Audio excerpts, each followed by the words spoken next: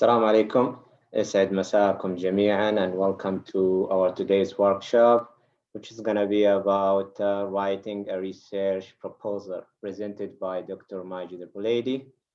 So I also would like to thank Dr. Majid for leading us today in this very important workshop. So this is the second workshop in our graduate writing series. So Dr. Majid, the floor is yours. You may start now. Inshallah. Okay, Assalamu alaikum wa rahmatullahi wa barakatuh. I think everyone can hear me properly. Before I start, I have a very small question. What is a research proposal? I need to admit. Okay. What is a research proposal? Any idea? You need to talk to me so that we can understand each other and then we can continue this. The first question is why you here. The second is, what is the research proposal? Why do you need it? Okay, it's in the chat. Let me see the chat first. Okay, first step in writing a research paper. Document purpose and research purpose generally in sciences or academia. Okay, we need to write in order to get approval. Approval from where? Plan for whole research process. Inshallah, mashallah. Ask permission or to propose your idea. Right, is the first plan in writing a research to write a thesis. Excellent. All right. Excellent. Yes, you are all right, mashallah. Let's have a look at this. As we go through, I'll be asking questions depending on the research proposal and the things we do normally. Okay, a research study is conducted to find answers about something that one is unsure of. Number one thing. Yes, I know why you aim, like why you need it. You need it for admission or for writing your, like get acceptance in PhD into PhD degree. And sometimes you write it just for your purposes. You want to find out some answers. For example, let me admit, I have a phone, so I want to drop test it. We do have already information. For example, if I drop it from like 100 feet, the glass would be crushed and broken and cracked. Some people believe, yeah, it cracks. Others say, no, it doesn't. So what I do some research and I should have some situations. Dr. Basim, are you adding the clients or should I do it myself? Yeah, I'll do it. Don't worry. You're doing it? Okay, Yes. because it interrupts me. Okay. Right, so 100 feet drop test. Because it's coming on a screen everywhere and disturbs me. Just let me admit. Okay.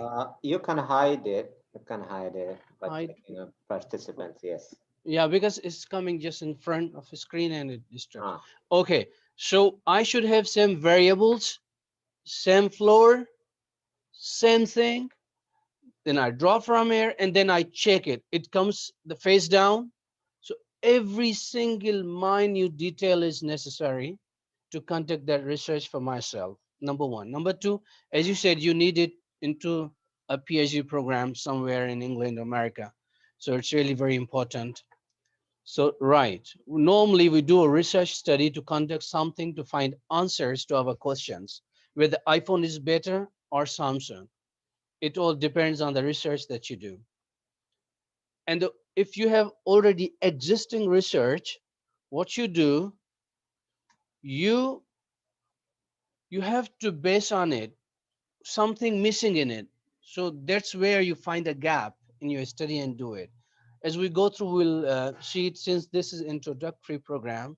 So we'll be working on very basics of research proposal and how to develop it for admission purposes and for other reasons. So it's a structured formal document that explains what you plan to research. So you have to write your research topic, We'll discuss further what research topic is, what's worth researching. This is the most important question, your justification. You need to write why is it important to research? Like why? So you have to see, do we have already any enough data about it? Do we really need it? So this is where most students fail. They don't get approval or no admission, or sometimes it's rejected because there's been already a lot of research done. So the supervisors or committee, research committee doesn't approve it. It's because it's been already done a lot of research on it, so they don't normally accept it and reject it. This is the biggest reason of rejection. And how you plan to investigate your practical approach towards it. This is what you need to do in research proposal. Okay, why do we need it? To convince your research supervisor or committee that your research is suitable and manageable, means for the requirements of the degree program that you want, and you have enough resources to do this thing, suitable and manageable. Two important things and aspects of your research proposal. I'll go through very quickly on these things. Why, why, how of research proposal? What means what's your research topic? The first thing you need to understand is to find out your topic that you want to do research on, whether it's doable or non-doable. Is it worth PhD or master's thesis topic or not? It all depends which topic you choose or which subject area you are doing your master's or PhD in, or why you want to write it. So your topic depends, and it should be something very narrow that we'll study now. Dr. Basim, I can't hide them. They are just popping up on screen and it just interrupts me, my flow. Okay, why your justification? How means how you would do. For example, I show you one thing. Okay, I hide it now. Maybe I won't see it, inshallah. Or don't make me host. Maybe then I would do it easily. You would be doing it yourself, Dr. Basim. I'm sorry. What's your research topic? Your proposal needs to clearly articulate your research topic. Number one, this needs to be specific, unambiguous, very clear, straightforward, simple words. Your research topic should make it clear exactly what you plan to research and in what context. That's important. For example, this is a research topic. I've written impact of COVID-19 on education. This is the topic. What do you think? Is it broad or specific? What do you think about this topic?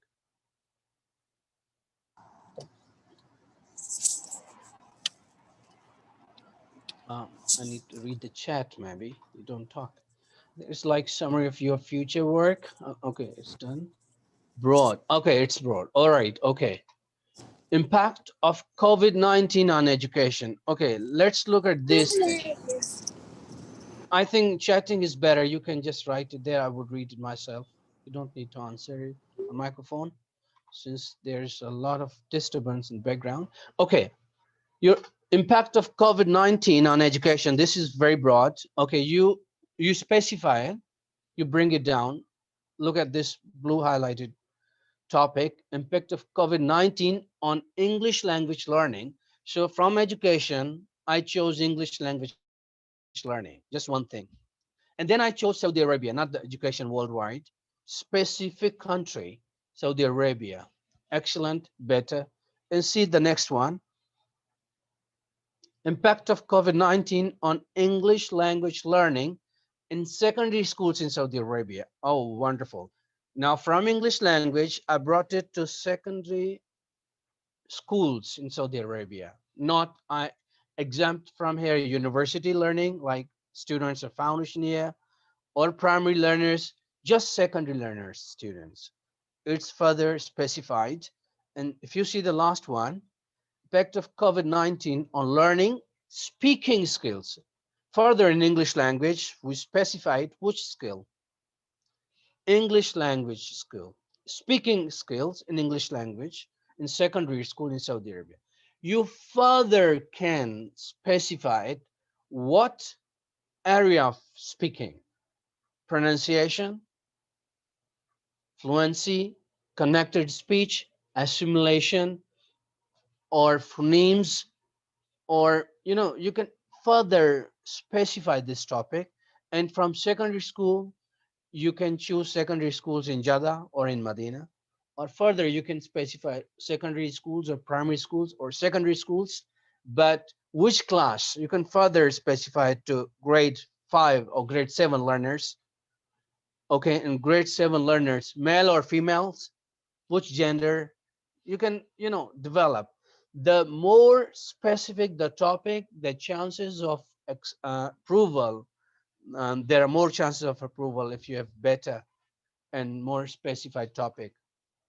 So this is the first thing you need to think before starting or giving your proposal for acceptance. Your topic should be very much specified. You can ask questions when I just complete these three things. Okay, after what we have, why? Why this? Justify why your topic is original. Justify it. You need to give us data, some literature, the present existing literature on your topic, especially in Saudi Arabian context. You have to provide that. And you have to go through some literature articles and the things that have been published recently about COVID-19. And then you will have to find the gap of knowledge that here, what I need to research because it has not been done, so I want to do it. You need to justify it. In other words, what makes it unique? What gap in the literature? What is a gap that you want to fill? Why you are reinventing the wheel? Already there something. Why you just want to polish it? It's there. You don't need it, so it will be rejected most probably. So once it's catchy, it impresses the supervisors, then it's specific and very much to the point, then you can do it. So choosing a topic is very important. Normally it takes a month or two to finalize only your topic to write on it. So it's very difficult, not that much easy. Depends on universities as well. It needs to be fresh. Then you will get the approval.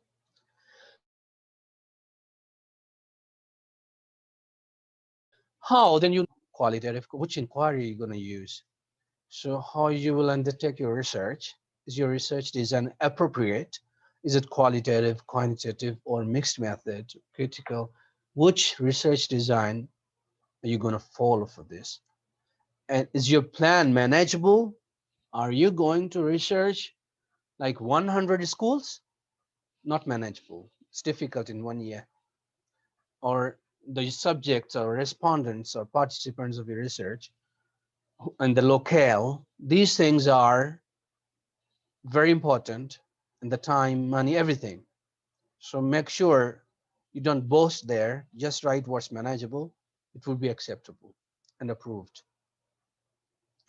After why, we have different type of research proposals. Now, how long is a proposal? As I said, it depends on the university. It varies from university. In England, normally for admission in masters, like 2 to 3,000 words are enough. They see your idea, that's it, your topic, how you want to do it, the locale, the participants, and if they understand, they approve. They don't mention, they don't need number of words. 2,000 words are enough, 3,000 words are enough. And the field of study as well, it depends. Is social sciences or natural sciences? Is it medicine or is it dentistry, social linguistics, or computational corpus linguistics? This stuff depends what you are going to do the research on. And the level of degree also, is it master's or PhD or postdoc after PhD? It all depends. So normally master level, they range between 2,300 and 3,000 words for admission purposes. And for PhD, 5,000 to 8,000 words. This is the range normal worldwide. But if it is for defense, that's another thing. See, for the defense, you need to redevelop their proposal, add some extra details, more information, and that's a different proposal. It's the same one, but redeveloped, reset after discussion with your supervisor, because after defense, you just start to collect the data and analyze it using whatever methods you have or the instrumentations you are following.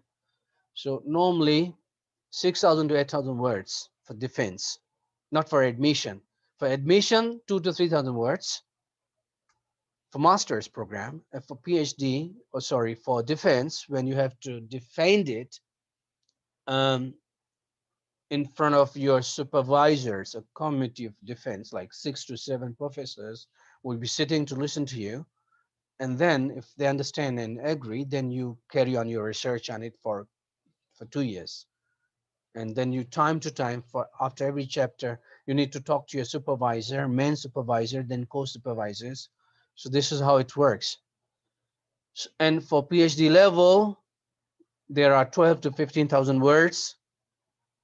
But again, as I said, it depends where you are doing PhD from. It all depends. Also on the supervisors. Normally they accept 8,000 words as well. There's a question. Let me see. Mm. Yeah, the defense is for thesis. That's why I told you. First for admission, where is it? This was for getting an admission, getting into university. The first proposal that I want admission, this is my proposal. I want to do my master's from here in research or PhD. This is my proposal. Can I get admission? This is the first thing.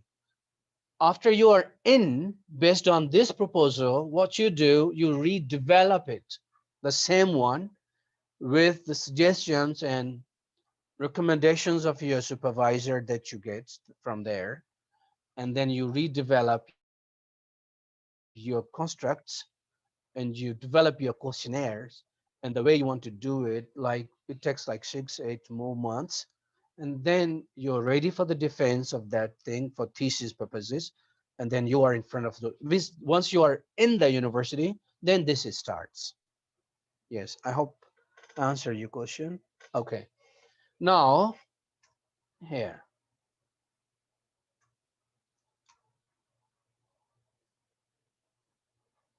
how is a research proposal structured? Again, it varies. I'll show you one sample of research proposal. Let me see the question here. What is it? Call it statement of a purpose. Well, whatever they call it, but what I've learned, and I say, this is what we know. Yeah, especially English universities, yes, or even American universities. But Asian universities or North Korean, those universities, they also ask for proposal, like International Islamic University in Kuala Lumpur, Gombak. I'll show you an example of that. Yeah, whatever they call, but the thing is same. If I say this is nose and other people are saying this is nose, they just turn their head and then they move their fingers and stuff like that, but the same thing. Okay, research proposal structured, descriptive title or title page, you need it. I would show you how it looks and a rich introduction and background. Why is this necessary to do research on? So you need this. This is the most important thing. The first thing they read, the objectives in it. Why you want it? Why? Why do you need it? This is the most important. A discussion of scope of the research, an initial literature review, of course. Like, how do you know you need this topic? How do you know? How do you know it's not been done before you? How do you know? So that is where you need to refer to the literature review and give them references that no, this hasn't been done here in my context. Saudi Arabia, no. For example, using technology in teaching English. Okay, has it been done? Yeah, but in schools, not at university. That's the gap. Okay, but what type of instruments been used? What technology you need to further specify? And what's your model of technology that you want to follow? These things they see actually. And the discussion of proposed like research design, like this is how your title page looks. I took it from website, Columbia University maybe. Okay, is it French? No, English. Okay. So your title page, and then in initial stage, you do this thing. Just have a look. The 5 things to read. Research problem, then research objectives, then literature review, research design, and instruments you're going to use. These 5 things are necessary in a research proposal. You should have all of them. Again, I told you, they ask you, like they send you a sample of research proposal. Some universities have samples of writing research proposal, and they tell you, we need these things here. They give you the template to write your research proposal on that template. So you have to see what they want from you. This is how you develop and design your research proposal, depending what they want. So for example, if you're applying to University of New York, you would request them to send you a template for research proposal, what you want me to write on, which areas you want. The normal is the one that covers these 5 things. Mostly all research proposals have these, but when you need their specification, like the things they want, so you request them first before you write and submit for admission purposes. After this initial stage, research process, this is where you do your thesis. Like after you are done, everything has been done, defense has been done. So the few more things you would add to your research proposal are these. You will do data collection after that based on those redeveloped instrumentations or designs or literature review, because your problem stays same, your research problem is the same. You do data collection, and then you data analysis, then research results. This is the last thing when you submit your thesis. So I just added it so you know what actually is research proposal and how does it follow the thesis. What is it? Okay, well, typos maybe. Yeah, instruments. S is missing. MashaAllah, very picky. Oh, we have spelling, please. Instrumentation, like S is missing, of course, but you understand what I said. Data collection, data analysis, research results, and future research suggestions. These are the things that you need to add in your proposal first. Now, there are few things which let's discuss them very quickly so that you have an idea. Let me drink a little bit tea and the sip of it. My throat gets dry, so my voice doesn't come out. 3 inquiry methods, 3, but normally there are 2: positivist, interpretive. The critical is same like interpretive method. Oh, again, see method, method. So H is before T. I'm sorry, I'll send you this PDF thing. I'll make the PDF of this presentation, send it to Dr. Basim, and he might forward to you. I will correct these errors, inshallah, because very quickly I had to prepare this thing. I was really busy in other stuff. 3 inquiry methods. Positivist method is actually quantitative research.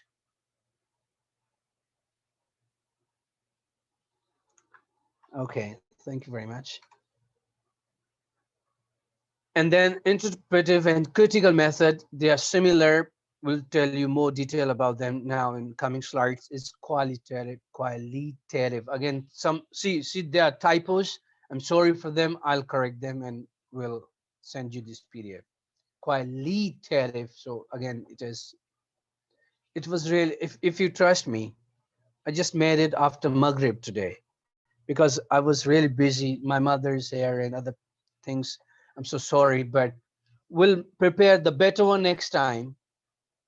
The same thing, maybe if you have We have another chance to meet. I'll make it better. Okay, I show you positivist method is like quantitative research is a philosophy. Positivism adheres to the view only factual knowledge. Positivists believe knowledge is what is fact, the real, scientific. It's messy work. Yeah, I'm sorry. It's a scientific, factual knowledge. You can observe everyone does the same and the result comes same. If you drive your car speed of 200 like kilometers per hour and you crash, you die. This is the research, for example. Anyone does, he dies. That is positivist method. That's factual, no errors, very little.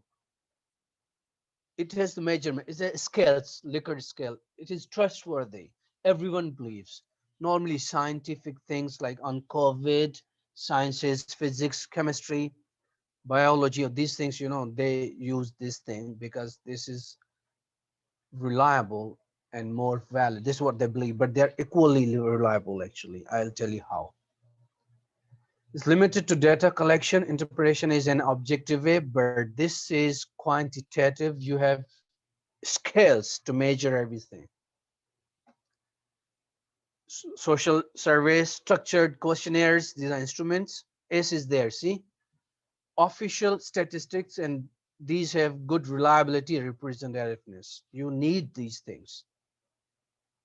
This is the positivist, like they follow quantitative. Interpretive is like you interpret the data, like it's critical thinking stuff involved. It's like a paradigm that's based on assumption that social reliability is not singular or objective.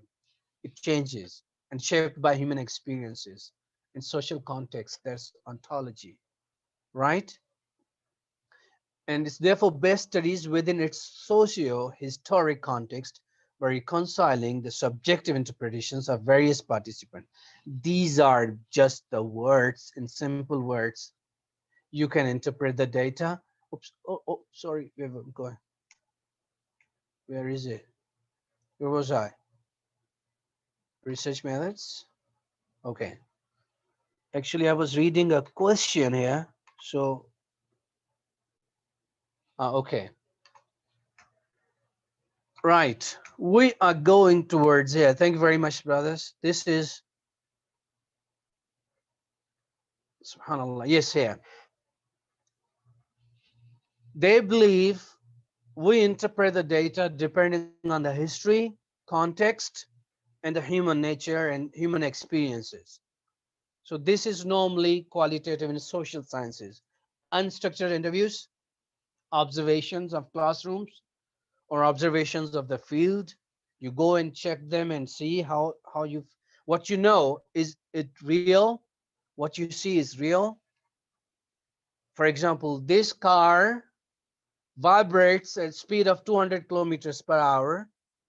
Does it really vibrate? Because someone said it. A few people say it. Okay, you rent the car and you drive it and you observe. Does it really vibrate? And again, you have variables. Vibrate on which road? Medina Road or Makkah Road?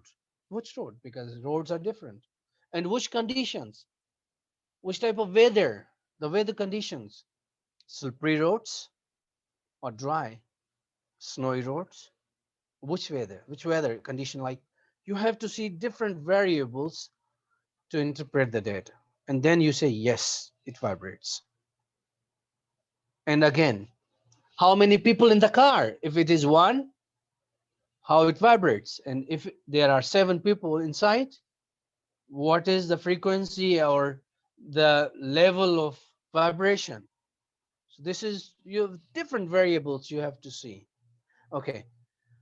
And and they are from small number of participants, that quantitative large body, hundreds, millions, 7 to 10 years of research. This is what scientists do. Oh, I'm not talking to you. Sorry. It's, series. I don't know what's her name here. Okay, then critical method is similar interpretive, but it is more detailed, and critically you will have to see the things. You have two types of data. You comparative critical study what others have done and one body has done and the other one and the third one and what you think about it, and is it valid or not. Observation analysis of verbal descriptive data from small number of historical, sorry, again spelling mistake, historical documents. Data triangulation, I'll tell you what triangulation is. So many things you do critically, and then you find out the results and you tell yes, they're right, and you get your PhD once you say they're right. Now, quantitative research quality formal, specific, structured, fixed, and scales.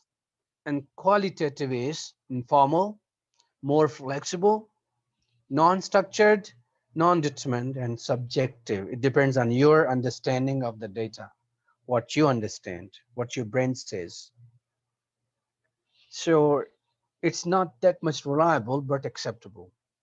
It works because human subjects, people, human beings, how can you study them? Because you need interpretation, not scientific skills. Scales don't work sometimes. For example, you have a topic like people from 50 to 60 years of age, they walk faster than people aged 20 to 30. So you have to observe them in the streets, every single of them, and you have to see the ages as well, and then you have to interpret the data.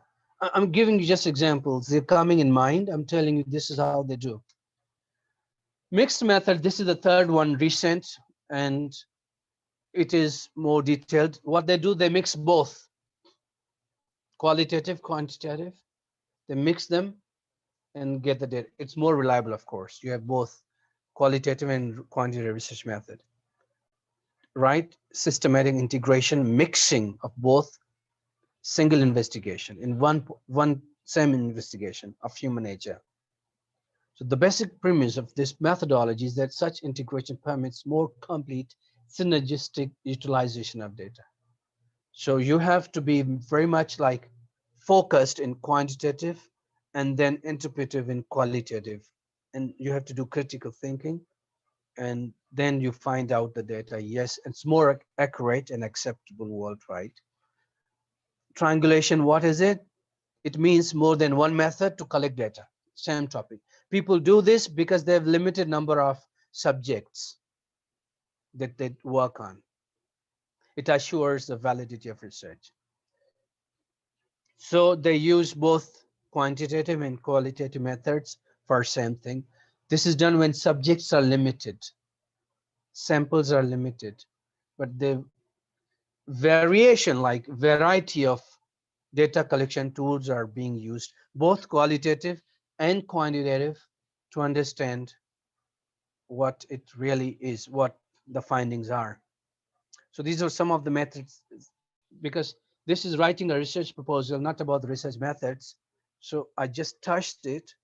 It has more data. Like if we are doing mixed method, okay, which method to use first? Confirmatory, explanatory. These are different type of methods in mixed method theory. Like if you are doing first qualitative or or then quantitative, or first quantitative data, you have all data available, and then you do the qualitative on it and you find out the result. Or first quantitative then qualitative, or both go parallel. It all depends in the mixed method, which how you use, how you find it. Both together, one after another, quantitative first, then qualitative, or qualitative first, then quantitative. So this is how they collect data in mixed methods. So they use both, but how? Which one first?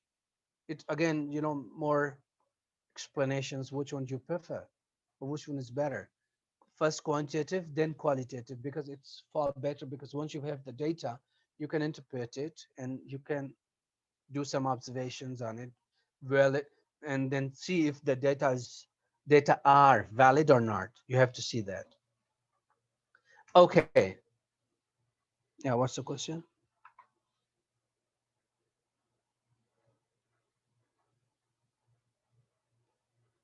Different proposal, examples on different proposal, like, okay, we'll discuss what you actually mean later once I finish this thing. Research proposal is an issue which attracts researcher. Sorry, research problem is an issue actually which attracts the researcher to or motivates them to conduct a study on it.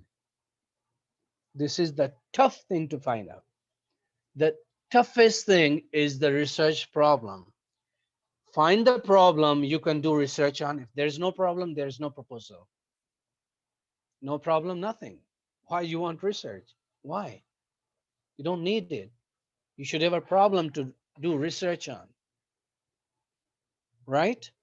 And there shouldn't be any research done on it before. It shouldn't be out there in the market. No, no, no, no. Different. You should have a gap, a knowledge gap. That's where you find when you do the literature review. You can't find the gap unless you see what people have done in this field for like the last 5 years, and then you read a lot for a few months, and then you come across, yes, this is where I need. Then you find a problem, then you make it. Oh, this is the problem.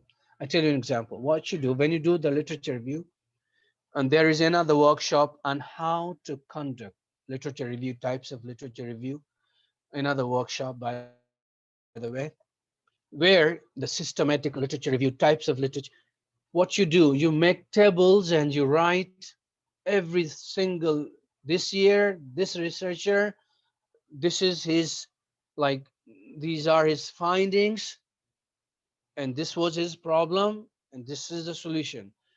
Once you do 100 studies, like, you read, then you can find where is the gap, where is the problem. So you find the problem after reviewing the literature. You can't find it if you don't review.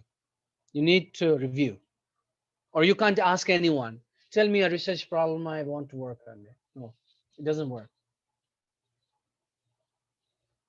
Review, then find out, and then on that problem you can suggest how I can understand, this is the problem, this is my method to understand this, this is how I will collect data, and then I'll give you my findings. And this, your research, how would it benefit society or other scholars? Or is it just reinventing the wheels? You're doing something which has already been done. Why do you need it? So it would be rejected most probably. Let me see. What is the question?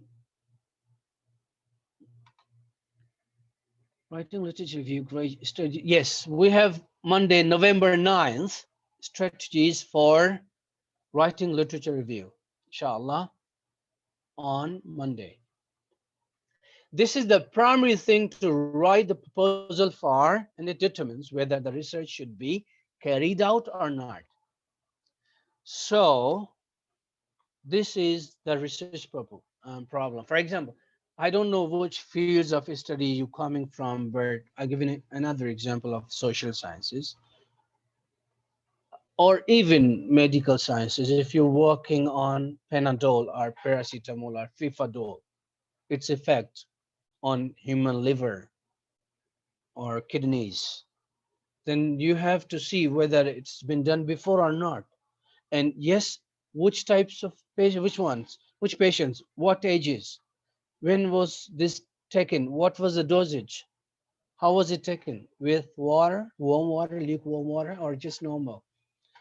How many of them were taken? Is 500? What was the gram taken? And was it taken at night or in the morning? These are variables. You have to study all of them to find the problem. Has it been done before?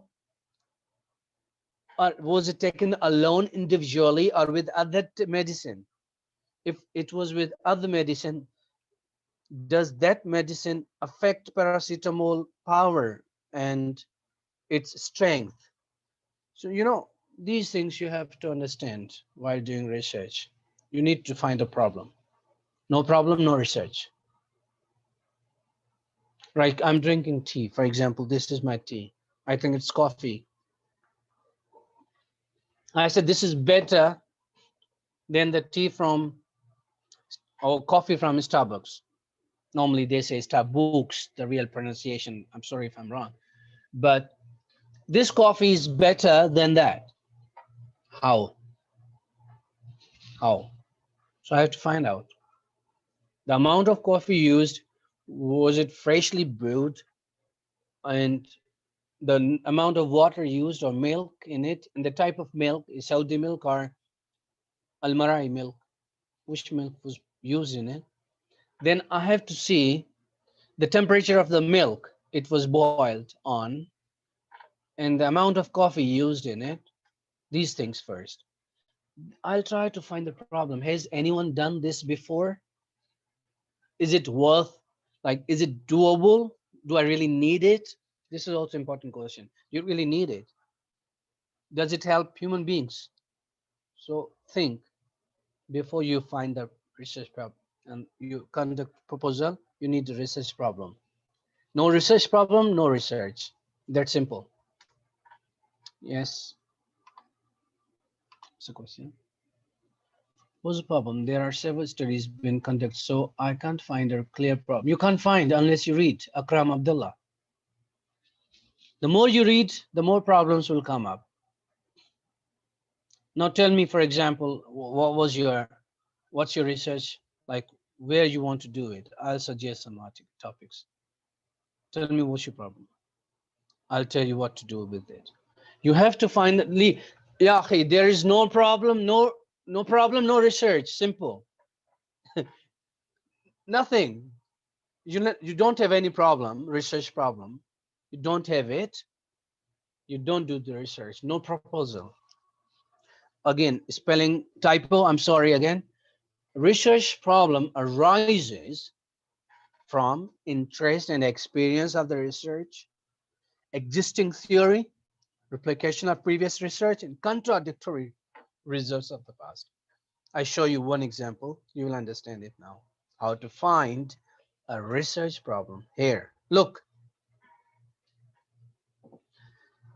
The research title is The Effect of Thinking Styles on the Academic Achievements of University Students. The effect of thinking styles.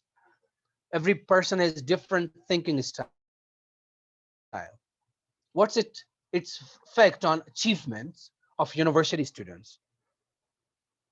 This is the topic, research title. Already been done. Someone has done on it. What you are supposed to do is this thing. You're unsure about the facts of thinking styles of the student. Unsure. They were not sure. The way they did was not right. Contradictory. You're opposite of it. You are going something against the first researcher. Yes, now you have a research problem. You want to solve it. You see, you are unsure about facts. They were wrong effects. Or their thinking styles were different.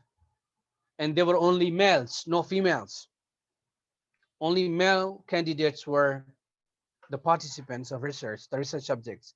With the females, why gender segregation? With the females now.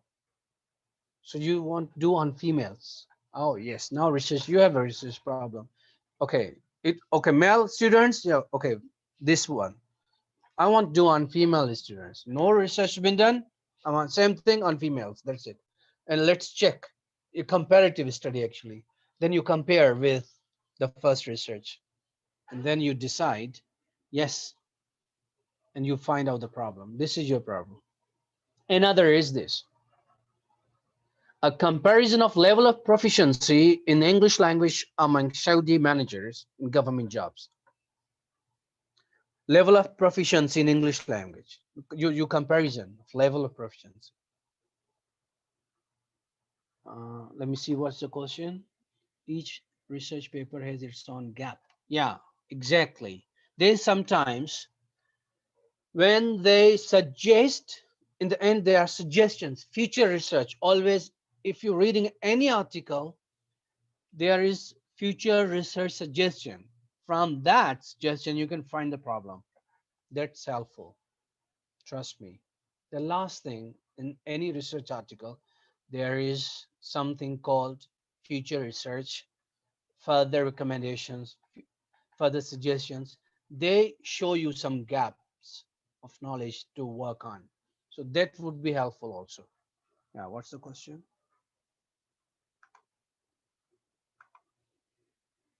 Mr. Akram, conflict interest research will help you find. Exactly, Moya. Thank you very much, brother. Okay.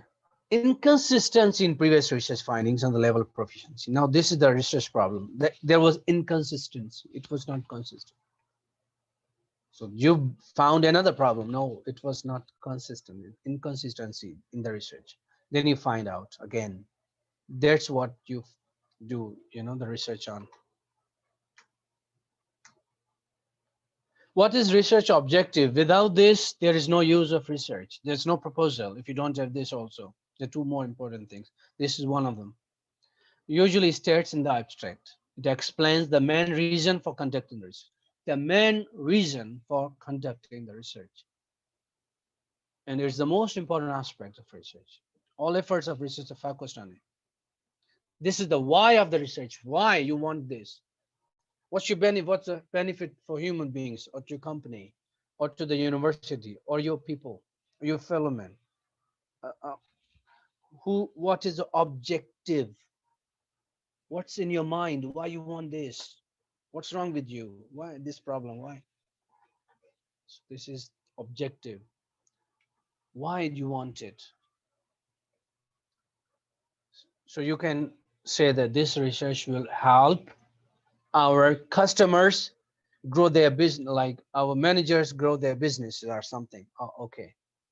So if you do it, this will help the managers or the companies, local companies in Saudi Arabia, grow their businesses or grab more clients or do more social networking, or whatever the topic is. You have to tell why this research, what's the benefit to humans or others, what's your objective, why do you want it.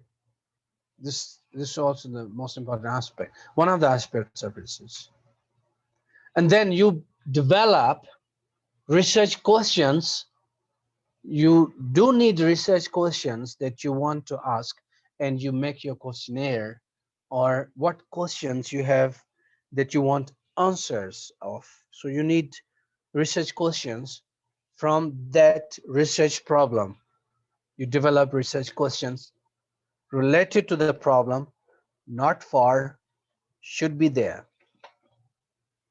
I'll give an example. You need research constructs, constructs of research problem. I tell you one thing. Okay, teaching English, integration of technology using Summer framework. Summer is a framework given by Dr. Petundura. This name is his, I don't know what's his name, but Ruben Petundura, something like that. He said there are four levels of technology integration in teaching. Four levels. There are teachers integrate technology based on these four levels. Level one, substitution. They just substitute the technology, like they teach the note, like book, from the book, same photocopy of book on a projector, the same book they have in hand, now it's on computer. They substitute the book online, that's it. No other changes in it. It's level one. Level two, they change alteration, like addition. One is substitution, there's an addition, they add something to it. First, students were writing in pen. Now they are supposed to type in Microsoft Word, not write on paper. Okay, good. This is little addition to writing an essay. They were used to write on paper. Now they changed from paper to note option of computer or uh, mobile phone or message option of mobile phone. They're modifying a little. So what's the question? Solving problems. Okay, this is how you know. So okay, now what you do, you need to construct from the research problem. You make you need questions. They are research constructs where you want to do your data collection. You need research constructs. Okay, number one was substitution of technology, and then addition, then modification. You completely modify. First, your speaking test was face to face.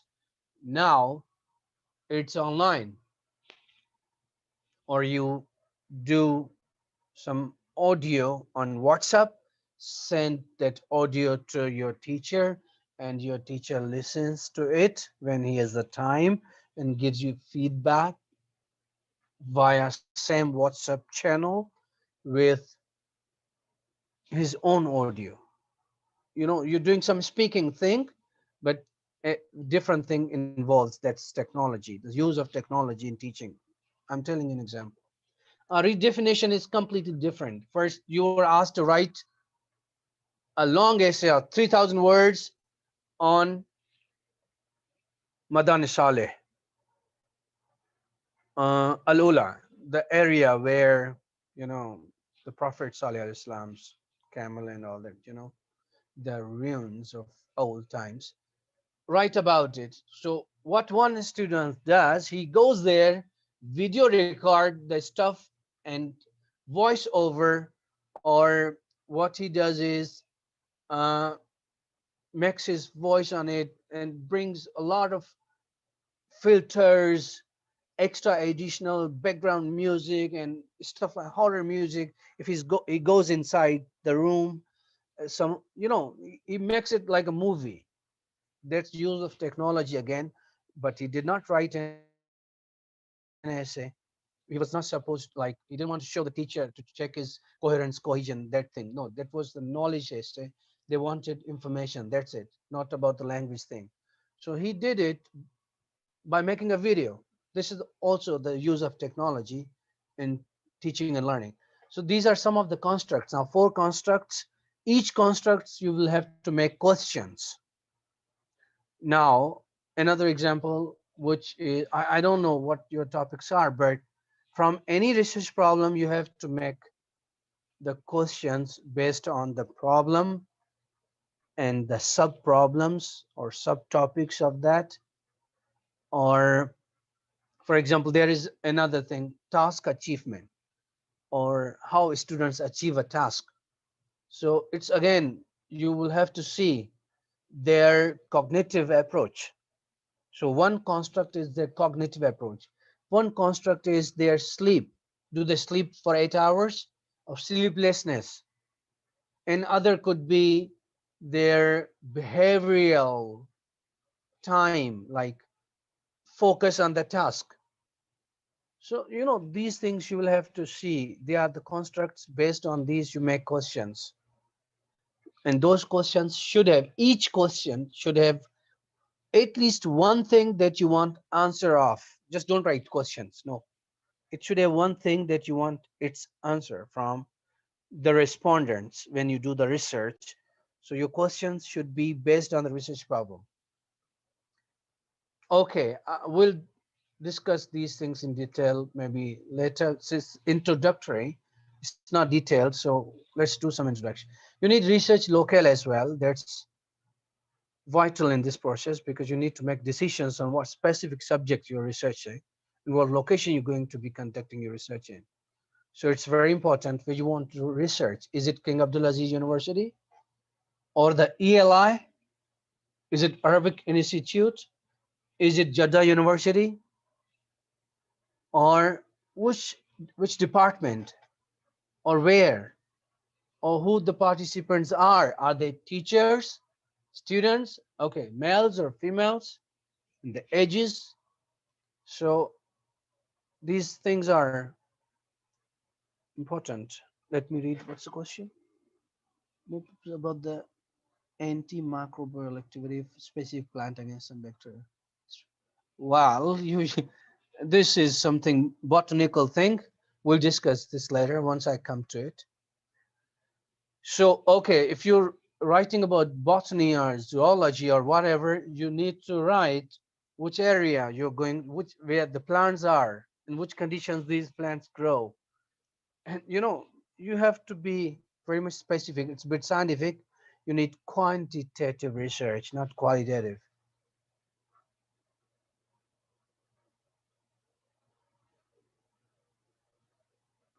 Okay. Research locale is important. And then comes research participants. They are like, who are they? They are also human subjects if it is qualitative research or an experiment or study participants or subject. It's a person who participates in. This is we call research participants. Normally in social sciences, you need people, humans, to do research on. For example, you want to know the impact or effects of Netflix on students of grade 12 or high school students. So your participants are high school students. You can do another like side participants like their parents,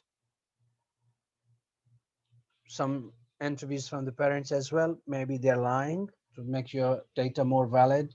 You can conduct some interviews from their parents as well. The timing of the watch time on Netflix and the types of programs kids watch. So you have to think what your research, who your research participants are. Okay, after this comes research locale. It has, oh, sorry, again, forget about this red thing because I forgot to remove it. I needed to copy and paste there so that I could write it fast. You need research limitations and delimitations. Limitations are influences that the research cannot control. For example, I want to do research and I can't control. I can't do research from females. Not allowed. Gender segregation in Saudi Arabia, for example. I want to conduct some research from female participants as well, but I can't. Why?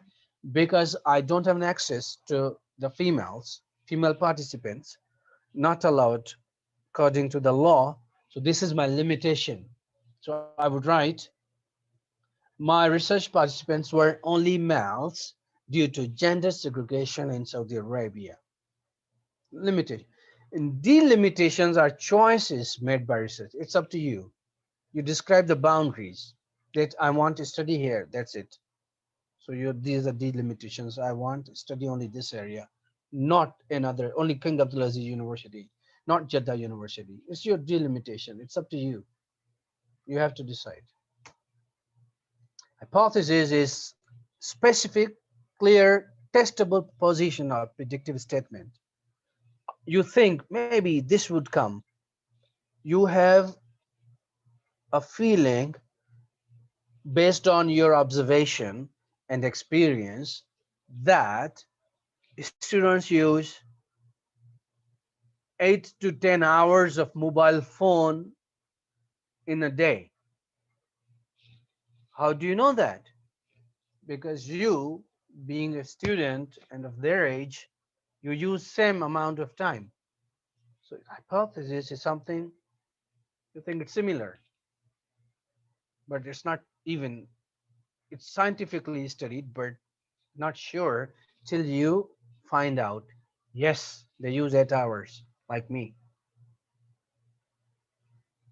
Okay, these are some of the formats of components of research proposal. You write introduction and the background and significance of why is it important? Why is this research important?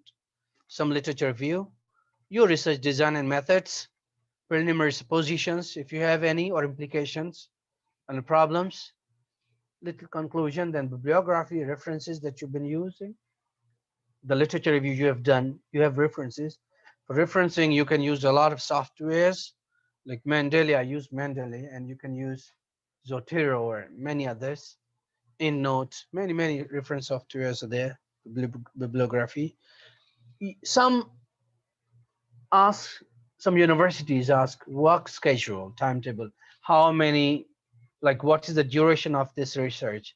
So you write literature review 2 months, research design 15 days, and then data collection 5 months. So you give them a timeline. Yes. Language of research proposal. Let me drink this, please. It's cold. Language of research proposal is the language of research proposal must be sound, sound professional. It must sound professional, free of mistakes. Avoid long sentences to impress them. No, no way they're not going to be impressed with your long sentence. They should be very short, very specific, very much simple. The simpler, the better. This is what we've learned. Don't use ambiguous words, no like Shakespearean words of 16th century to impress the supervisor. He'll be depressed or she'll be depressed, not impressed. Don't use long words. Simple, short sentences to avoid confusion. The simpler, the better. That's it. Now let's see what questions you have. This was introduction to writing research proposal. What does this workshop, when does this workshop end? It ended. Class finished. Now question answers. Few questions. If you got questions, go ahead. MashaAllah, 104 participants. This is work of Dr. Basim Lamri and our staff. MashaAllah, very hard work, Yes, guys. MashaAllah, tabarakallah. mashallah. And I thank you, love, Majid. I Yes, love you're this. welcome. Yeah. We appreciate the attendance and we thank all of them for attending this workshop. And thank you, Dr. Majid, for this Welcome, wonderful sir. and informative presentation. It's time now to, I'm going to share two links now with you all. So the first one is the evaluation form. Please complete the evaluation form. And the second one is our YouTube channel. Inshallah, within 24 hours, we will upload this presentation. So now let's open the floor for questions. If you have any questions or comments, you can write them here in the chat, or you just open your mic and ask your question or raise your hand. Dr. Kamal, MashaAllah. Welcome. It's my pleasure, brother, because this is how I learn. When I have some, the chances to create such thing, I learn a lot. We're learning every day. So this is what I've gone through. Some research proposals are never accepted, even you try for a year, even for 2 years. One Saudi friend, he asked me like, it has been like 2 years. He's been rejected from every single university. When I saw his topic and research problem, it was not any problem. There was nothing. I said, you would be, of course, rejected. Then he Okay, so went we to have University of Birmingham. a question from Ragad here. Is it important to criticize previous studies in the proposal? You have to. Once you criticize, it's better. You have more chances to get approval. Once you criticize, means you have the knowledge to do the research on. You should. This is what scientists do. All right. Any other questions? Your What is, research problem is your problem, but scope is the value of that research. What would it benefit? How would it benefit to the humans and the other people or the society? What's the scope of your research?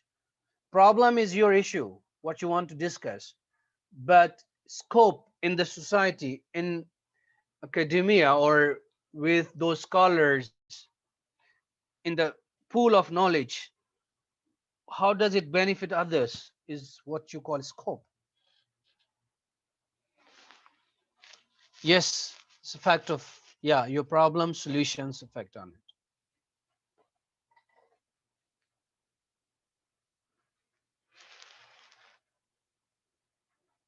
Oral microbiome and cardiovascular disease. Iman, this is a medicinal thing. You can't find gap. The more you study, the gap you will find, of course. You should slightly change your topic. You might find a gap.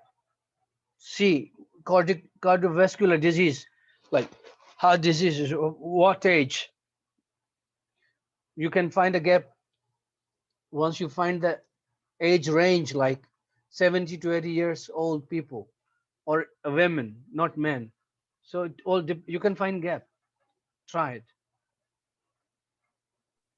Okay, Memuna, thank yeah, yeah. You can yeah. open mic and ask as long as the question is valid and I understand. Thank you so much, Dr. Majid. I wanted to ask you about the gap also. For example, for the example you already said about the impact of Netflix on high school students. So in this research, what is the problem? What is the gap? Because honestly, I find it really hard to know what is the gap or the problem. You have to do some research on it first. Has it been done before? If it's new, you don't need a gap. It's already a gap itself since it's new. Why do you need gap for everything? See, this is a new thing and no research has been done on it, so it's already a gap. The gap is no research has been done on it. This is the gap I want to do. Okay, go on. You'll get approval.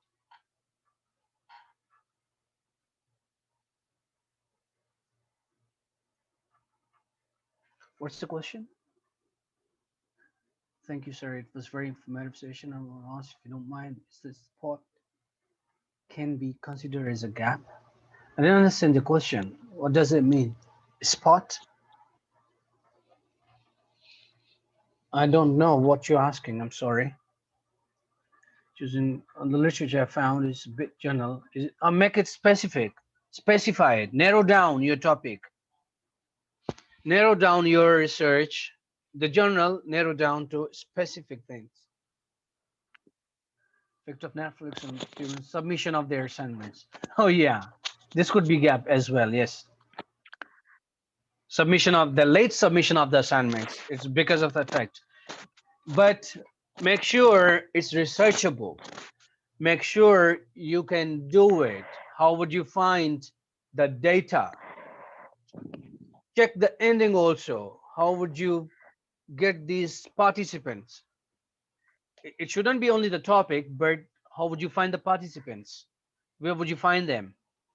Will they be like able to give you the accurate data?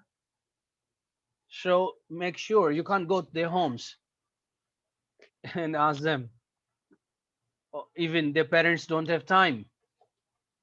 They can't give you the data. So it should be something considerable. You should consider before doing it.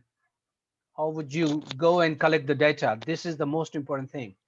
They can like disapprove your proposal if they find out that you can't find the data. You don't have resources. How would you go to their homes and find Netflix thing? Okay. Literature review on one research, and when I read many papers, I found many gaps. Yeah. Yes, good. The more you read, the more gaps you'll find, of course. Understood. Yes. Any other questions? طيب أنا كنت بقول يعني in the previous يعني in literature يعني في ال previous work مثلا عملوا methodology test استعملوا مثلا certain technologies. طيب دحين لما طلع تكنولوجي أجدد فأنا لما وما قد أحد عمل عليها ريسيرش نفس الريسيرش بس أنا لما أستعمل النيو ميثود هذا يعتبر gap. دكتور باسم انا فاهمك بس شويه شويه ما في 100 لازم Yeah, افهمك. she's talking about the methodological gap if she wants to. Yeah, a different method you can do triangulation. Yeah, you can use a different method to find out the same thing. There is a new test machine available now that يعني didn't available before. Exactly. That is Can the I gap. do Yeah, this? yeah. Can I do the same research using this new technology? Then you would say the validity of this machine. So you're working on a machine. Yes, it's a Then, lab test. exactly. So you are subject. Your data, everything you're going to work to tell us the reliability and the work and valuable value or validity of that machine, the accuracy, appropriacy of that machine. So you're working on the machine, is it what you're saying? Finding Yes, out same data. Yes, this is the gap, of course. Not been done before. It's a new machine. Yes, this would be approved. It's excellent because it's a new thing, not in the market before. This is the gap. This is what we call gap. أيوة. gap. inshallah it would work. امشي inshallah ما في مشكلة. Okay, Maha is asking here, what is the appropriate way to write the methodology if it is an analysis of verbal descriptive data? Where is the question? I didn't see it here. And what was the appropriate way to write the methodology if it's a verbal descriptive?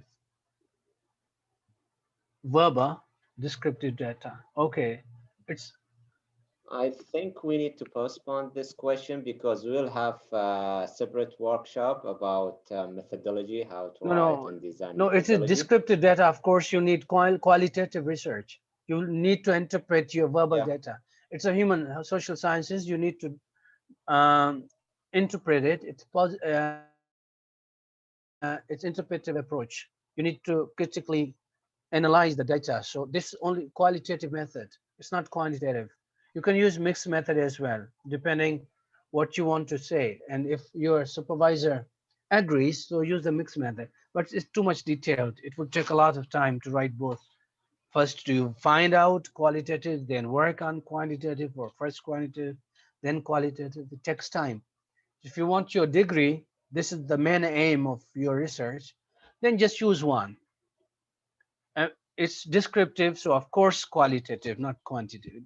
You have to interpret or based on the previous historic knowledge, previous knowledge on the same subject. Normally, verbal descriptive data is analyzed. After transcript, you analyze it. What you want to analyze, you should have a scale. You should have prepared a scale for that. If that scale is valid, you need to pilot study that scale as well to get approval. Yes, this scale works. Perfect. After pilot study, you can ask some researchers like seniors if that scale is like it works. So you need to develop it first. Yes, other question? Why is this? The first summarized research paper. Yeah, this was the first step we discussed. The most sensible. Oh, okay. Yeah. From Sumaya here, I should go down. Yeah. I have a question. My subject's about. I went up actually.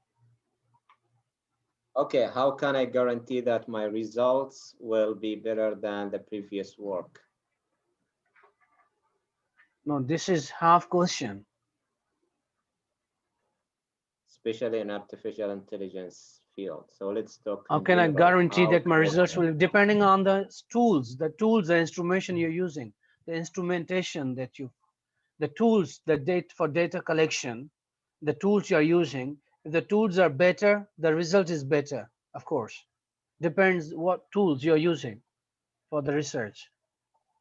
It all depends on the tools, the methods. Both are okay, equally well, acceptable, qualitative, quantitative, but in artificial intelligence, it again depends. If it's mixed method, that's more reliable, like better, because it has the data from both quantitative, qualitative thing. And the tools you're using should be different and better, more reliable, already authenticated, already proven. Some research has been done, and these tools are acceptable worldwide.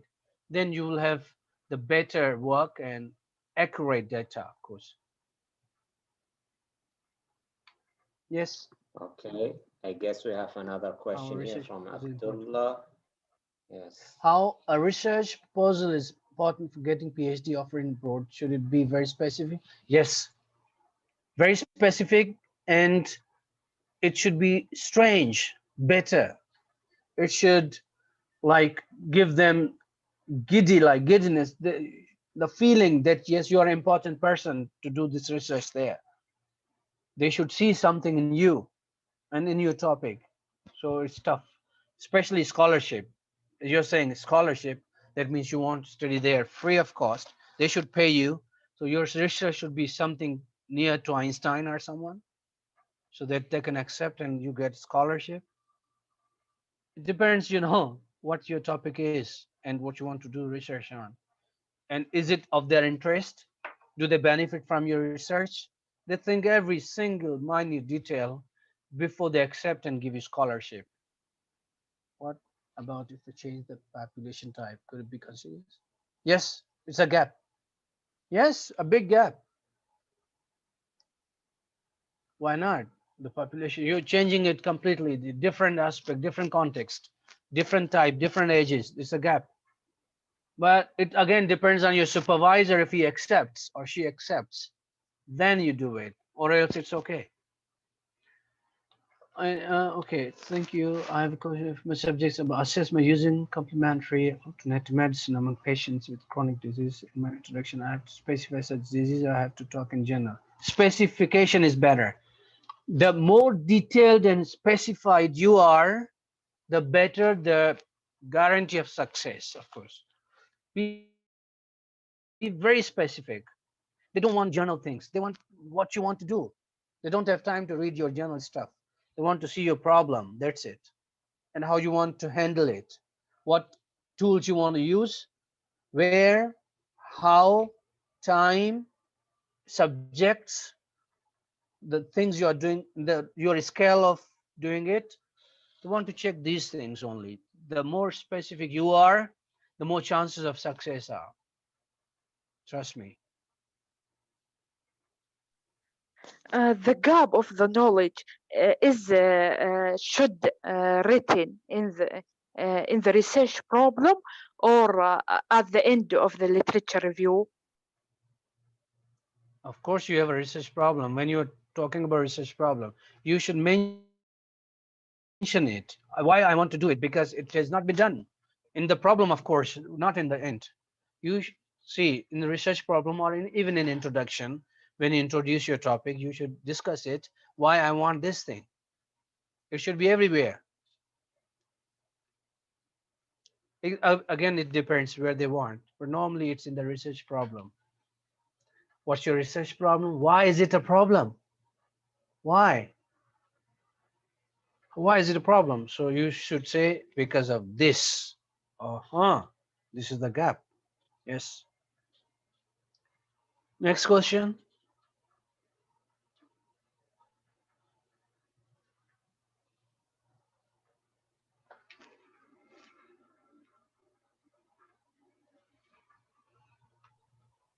All right, so any other questions or comments? We still have about 5 to 10 minutes for more questions. So, okay, many thanks. Come. So I think we need to end this presentation. So since there are no more questions. All right, so thank you, Dr. Welcome. Majid, My for this pleasure, wonderful sir. presentation. Thank you all for attending the presentation. Inshallah, next week we'll have more workshops about literature review and the methodology. So stay tuned, and inshallah we will upload this presentation within 24 hours. Inshallah. Inshallah. Thank you Thank very you much, all. sir. Thank you, Dr. Majid. Welcome, sir. And we'll see you inshallah Inshallah. next week. Enjoy the rest of your Inshallah. night.